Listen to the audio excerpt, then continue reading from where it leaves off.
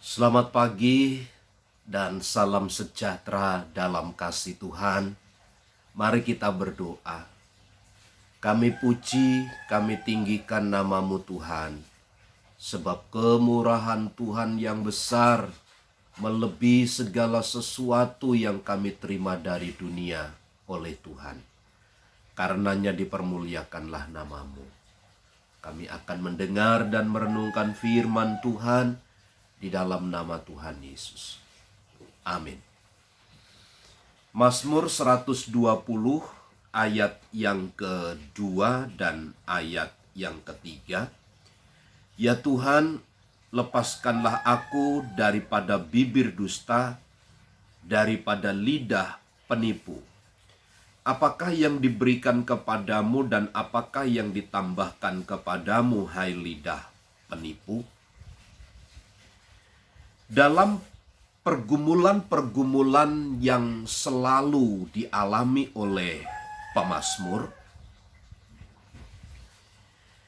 dia juga sebenarnya tidak hanya sedang bergumul tentang bagaimana dirinya sendiri harus maju di tengah-tengah pergumulan itu sendiri, tetapi juga dia melihat bagaimana tingkah laku, prinsip, dan nilai-nilai orang yang tidak mengenal Tuhan itu merajalela, melanda di sekitarnya.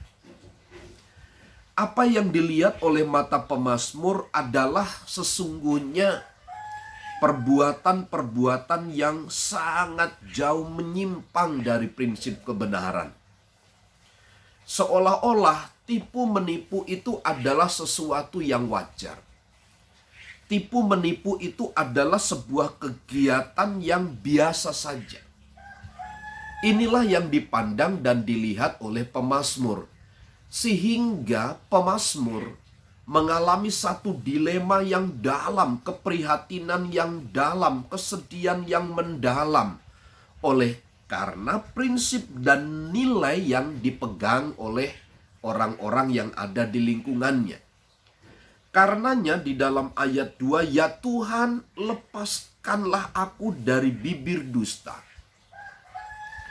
Dalam hal ini, pemazmur tetap mengharapkan Tuhan untuk membackup dirinya, memampukan dirinya, menguatkan dirinya, untuk tidak seiras, tidak seirama dengan orang-orang yang tidak mengenal Tuhan. Dia ingin menjadi berbeda dengan mereka. Nah, konsep dan nilai seperti ini juga terbangun dalam kehidupan Nabi Nuh. Nuh tinggal di dalam lingkungan yang jahat, tinggal di dalam lingkungan yang berdosa. Di situ ada banyak perbuatan-perbuatan yang mendukacitakan hati Tuhan. Tempat tinggal daripada Nuh adalah sebuah tempat yang cemar. Kehidupan yang penuh dengan kejahatan.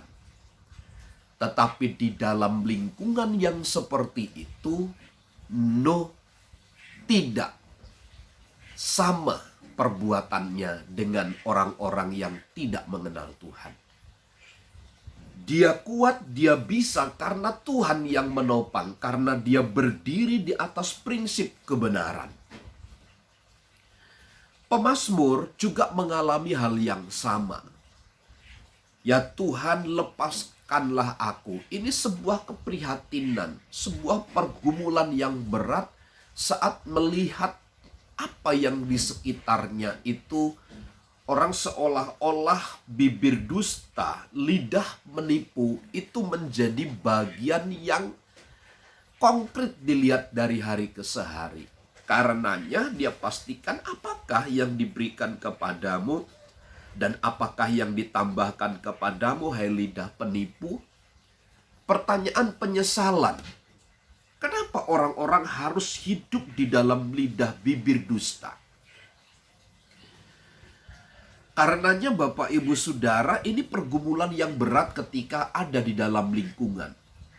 Karenanya, bagi kita yang percaya kepada Tuhan, kita harus berserah diri total kepada Tuhan, dan kita harus berpegang kepada prinsip kebenaran.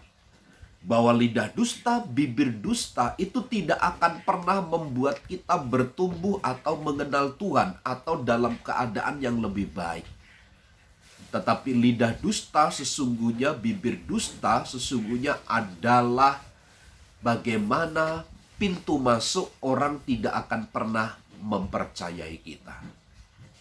Nah, pagi hari ini sebagai renungan singkat ini, saya simpulkan, mari kita tetap berharap kepada Tuhan, kita bersandar kepada Tuhan, kita memastikan kehidupan kita tetap selalu di dalam kebenaran, meskipun kita tinggal di dalam lingkungan yang tidak baik. Selamat pagi, Tuhan memberkati.